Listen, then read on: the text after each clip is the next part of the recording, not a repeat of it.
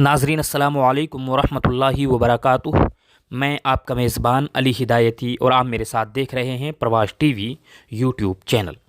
आज 27 फरवरी 2024 बरोज़ मंगल है और मैं एक अहम ख़बर लेकर हाजिर हुआ हूँ। मदरसा ज़ीनतुल उलूम नारायणगढ़ अपने क़याम के रोज़े अव्वल से ही तरक्की की राह पर गामज़न है। हर साल मदरसे से दर्जनों हाफिज़ तैयार होते हैं और 3 साल कबल मदरसे ने शोबा अरबी भी कायम किया है, जिसमें फ़ारसी ता अरबी चाहरुम तक की तालीम का माकूल नज़म है। इस साल भी मदरसे से 9 तलबा ने हिफ्ज़ कुरान करीम मुकम्मल करने की सआदत हासिल की है, जिनमें से 3 हुफ़्फ़ाज़ ने 8 दर्जन से ज़ायद असातिज़ा की मौजूदगी में एक ही बैठक में मुकम्मल कुरान सुनाने का कारनामा अंजाम दिया है। इन तीनों तलबा ने इदारे के मौक़र उस्ताद क़ारी अब्दुल बारी मुग़ैसी के पास कुरान शरीफ हिफ्ज़ मुकम्मल किया है। तलबा के नाम इस तरह हैं: हाफिज़ मोहम्मद ज़हीर कंडाई वाला, हाफिज़ मोहम्मद उस्मान इब्ने मोहम्मद इकराम नागलपट्टी, हाफिज़ मोहम्मद सालेह इब्ने मुफ्ती मोहम्मद सोबान कासमी, उस्ताद अरबी मदरसा ज़ीनतुल उलूम नारायणगढ़। हाफिज़ मोहम्मद सालेह मदरसे की तारीख़ के सबसे छोटा हाफिज़ है, जिसने महज 6 साल 9 महीने की उम्र में कुरान शरीफ हिफ्ज़ मुकम्मल किया और 8 साल की उम्र में एक ही बैठक में मुकम्मल कुरान सुनाने का कारनामा अंजाम दिया है। आइए आपको इन तलबा की तिलावत सुनाते हैं। बला क़ादिरीन अला अन नुसव्विय बनानह बल युरीदुल इंसानु लियफ़्जुर अमामह यसअलु अय्यान यौमुल क़ियामह फ़इज़ा बरिक़ल बसरु व ख़सफ़ल क़मर व जुमिअश शम्सु वल क़मर यक़ूलुल इंसानु यौमइज़िन अयनल मफ़र कल्ला ला वज़र इला रब्बिक यौमइज़िनिल मुस्तक़र युनब्बउल इंसानु यौमइज़िन बिमा क़द्दम व अख़्ख़र बलिल इंसानु अला नफ़्सिही बसीरह वलौ अलक़ा मआज़ीरह ला तुहर्रिक बिही लिसानक लितअजल बिही इन्न अलैना जमअहु व क़ुरआनह फ़इज़ा क़रअनाहु फ़त्तबिअ क़ुरआनह थुम्मा इन्न अलैना बयानह कल्ला बल तुहिब्बूनल आजिलह व तज़रूनल आखिरह वुजूहुन यौमइज़िन नाज़िरह इला रब्बिहा नाज़िरह व वुजूहुन यौमइज़िन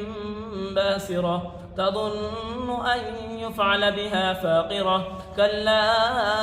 इज़ा बलगतित तराक़िय व क़ील मन राक़ व ظन्न अन्नहुल फ़िराक़ वल्तफ़्फ़ति الساق بالساق إلى ربك يومئذ المساق فلا صدق ولا صلى ولكن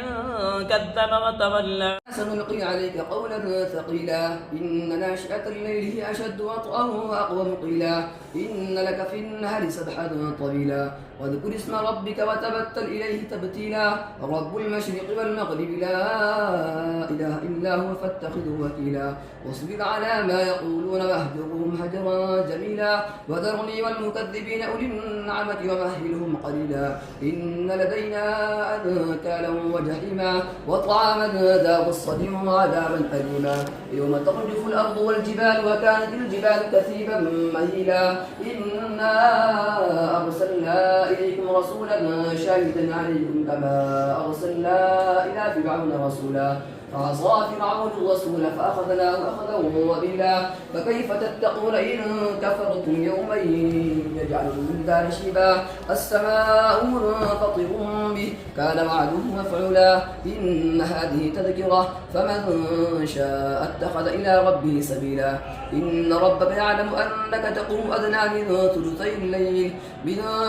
الليل نصفه وثلثه وطائفة من الذين معك والله يقدر الليل والنهار علم أن لا تحصوه فتاب عليكم فقرأوا ما تيسر من القرآن علم أن سيكون منكم مرضى وآخرون يضربون في الأرض يبتغون من فضل الله وآخرون يقاتلون في سبيل الله فقرأوا ما تيسر منه وأقيموا الصلاة وآتوا الزكاة وأقرضوا الله قرضا حسنا وما تقدموا لأنفسكم من خير تجدوه عند الله هو خيرا وأعظم أجرا واستغفروا الله إن الله غفور رحيم. ثمود وعاد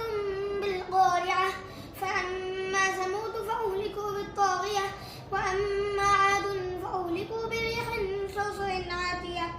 سخرها عليهم 7 ليال و8 أيام حسوما فترى القوم فيها صرعى كأنهم أعجاز نخل خاوية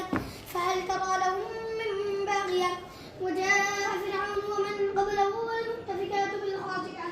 فعصوا رسول ربهم فأخذهم بغتة رابية إنا لما طغى الماء حملناكم في الجارية لنجعلها لكم تذكرة وتعيها أذن واعية فإذا نفخ في الصور نفخة واحدة وحملت الأرض والجبال فدكتا دكة واحدة فيومئذ وقعت الواقعة وانشقت السماء فهي يومئذ واهية والملك على أرجائها ويحمل عرش ربك فوقهم يومئذ 8 يومئذ تعرضون لا تخفى منكم خافية فأما من أوتي كتابه بيمينه فيقول هاؤم اقرءوا كتابيه إني ظننت أني ملاق حسابيه فهو في عيشة راضية في جنة عالية قطوفها دانية كلوا واشربوا هنيئا بما أسلفتم في الأيام الخالية وأما من أوتي كتابه بشماله فيقول يا ليتني لم أوت كتابيه ولم أدر ما حسابيه يا ليتها كانت القاضية ما أغنى عني ماليه هلك عني سلطانيه